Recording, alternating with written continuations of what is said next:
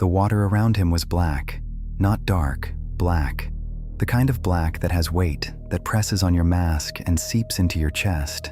He was a Soviet combat diver, trained for the worst the Cold War could throw at a man underwater, and on that day in 1982, he was hanging in the deep of Lake Baikal when the void in front of him began to glow. Something was rising toward him, something tall, something silver. He had time to register that it had the shape of a man, but far too big and moving far too fast, before whatever happened next tore him and 6 others out of the deep and threw them at the sky.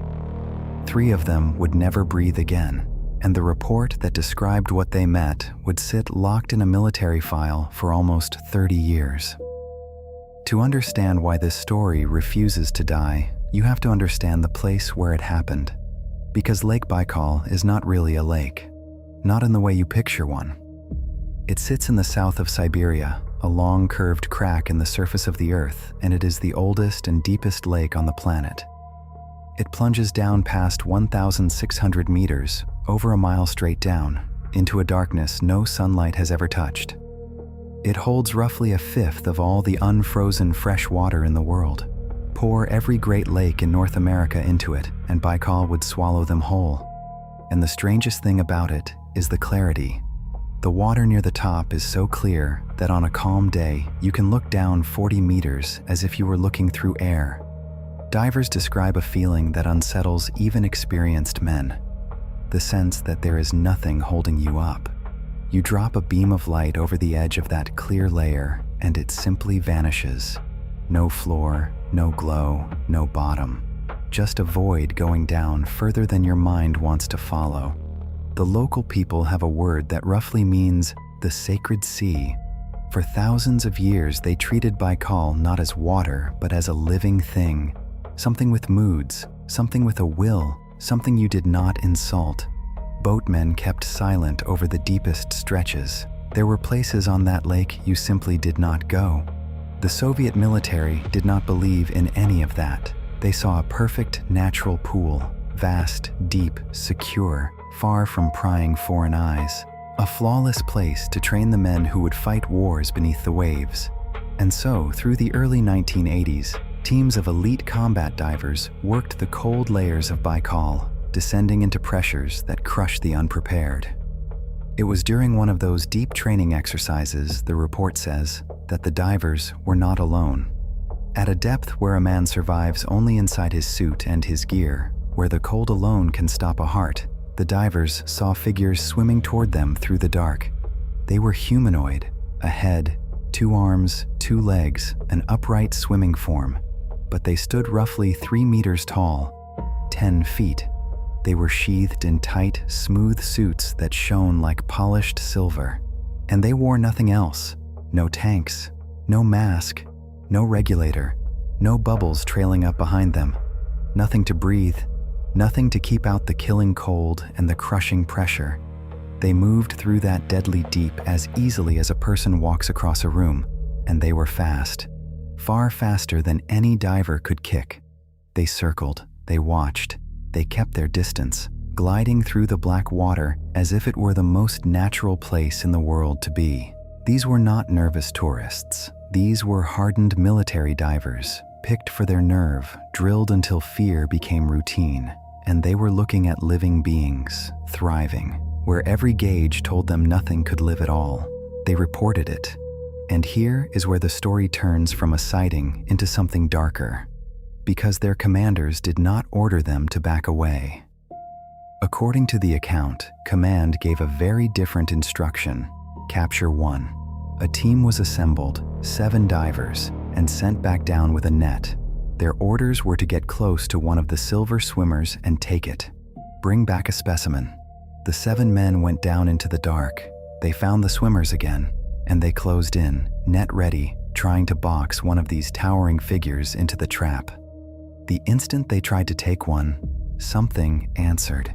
The report describes it as an invisible force, not a creature lunging, a force. Something seized all 7 divers at once and flung them upward toward the surface from deep water with a power no man could fight. And that, the speed of that ascent, is what killed them. Anyone who knows diving knows the one rule you can never break. You do not come up fast.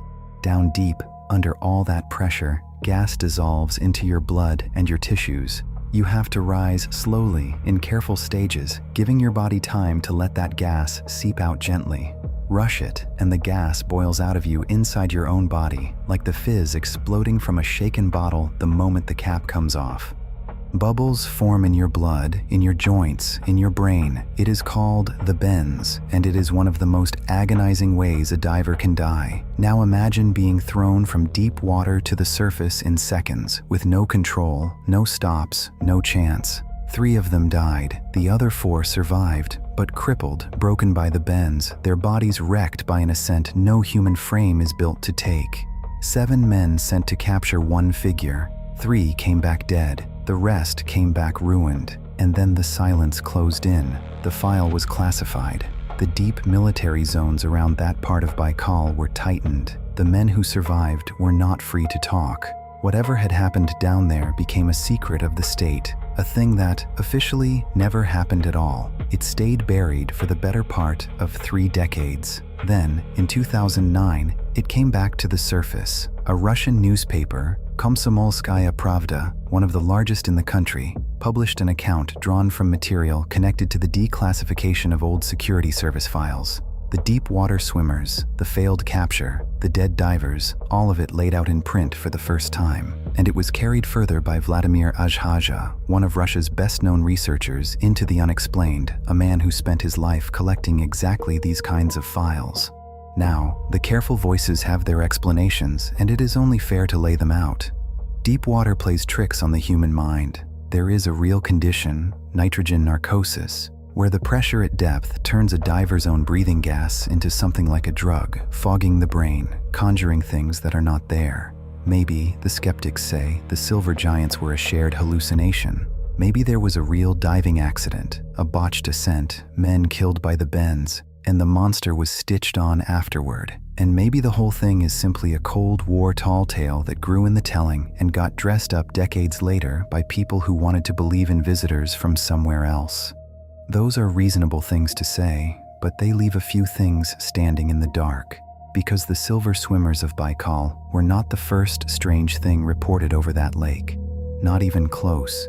For generations, the people who live along those shores, the fishermen, the boat crews, the families in the villages clinging to the coastline, have told the same kinds of stories, of lights under the water, of glowing discs that rise out of Baikal in silence, lift into the sky, and disappear, of pillars of light standing in the deep at night, what some old accounts call underwater cities, vast glowing structures seen far below the surface where there should be nothing but black water and cold rock.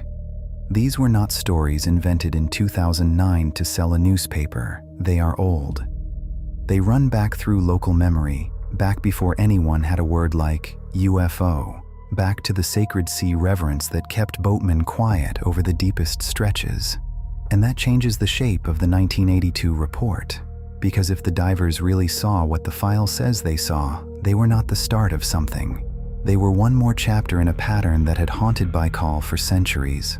The military men in their pressure suits were simply the first ones ordered to go down and grab it, and the first ones to learn what happens when you try. So picture them one last time. 7 divers, kicking down into the clearest, deepest, oldest water on Earth, into a cold and a pressure that should have made them the most dangerous things in that lake, and rising up out of the void to meet them. Calm, silver, impossibly tall, breathing nothing at all, something that was already there, something that had always been there, something that let them watch, right up until the moment they reached out to take it. 3 men who went down into Baikal never came back up alive. The water that closed over them has had more than 40 years to give up its secret, and it has not. It just keeps holding everything. 1/5 of the world's fresh water, a mile of darkness, and whatever is moving down there in the cold where the light goes to die. What do you think those divers really met in the dark of Baikal? Tell me below. And if you want to keep walking with me into the places where the records go quiet and the water doesn't give up its dead, stay close. There are deeper cases still waiting.